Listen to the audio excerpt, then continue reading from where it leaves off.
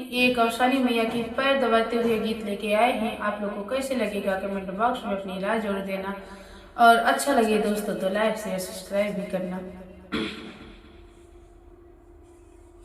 माई का गोड़वा पिराई हो, चला मिल के दबाई। माई का गोड़वा पिराई हो, चला मिल के दबाई। मिल के दबाई, चला मिल के दबाई।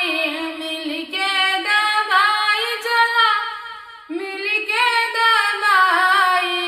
जननी का गोड़वा पिराई हो, चला मिल के दबाई। जननी का गोड़वा पिराई हो, चला मिल के दबाई।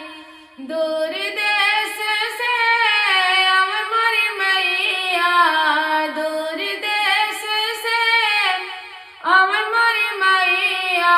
निमिया का पेड़वा छहाई हो, चला मिल के दबाई। निमिया का पेड़वा छहाई हो, चला मिल के दबाई। माई का गोड़वा पिराई हो, चला मिल के दबाई। जननी का गोड़वा पिराई हो, चला मिल के दबाई। गोड़वा दबाई में से मांगी मंगनावा, गोड़वा दबाई में से मांगी मंगनावा। मैया दयालु देई हो, चला मिल के दबाई। मैया दयालु देई हो, चला मिल के दबाई। माई का गोड़वा पिराई हो, चला मिल के दबाई। माई का गोड़वा पिराई हो, चला मिल के दबाई।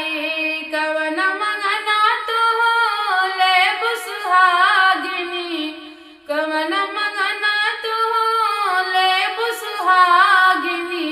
हमका तू देती बताई हो, चला मिल के दबाई। हमका तू देती बताई हो, चला मिल के दबाई। माई का गोड़वा पिराई हो, चला मिल के दबाई। माई का गोड़वा पिराई हो, चला मिल के दबाई।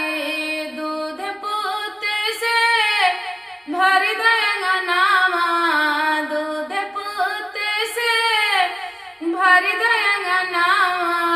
सिंधुराया मर कई देव हो, चला मिल के दबाई। सिंधुराया मर कई देव हो, चला मिल के दबाई। माई का गोड़वा पिराई हो, चला मिल के दबाई। माई का गोड़वा पिराई हो, चला मिल के दबाई।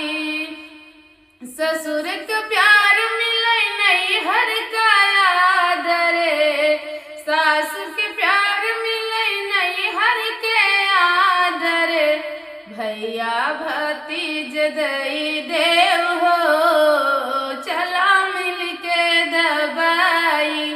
भैया भतीज दई देव हो, चला मिल के दबाई।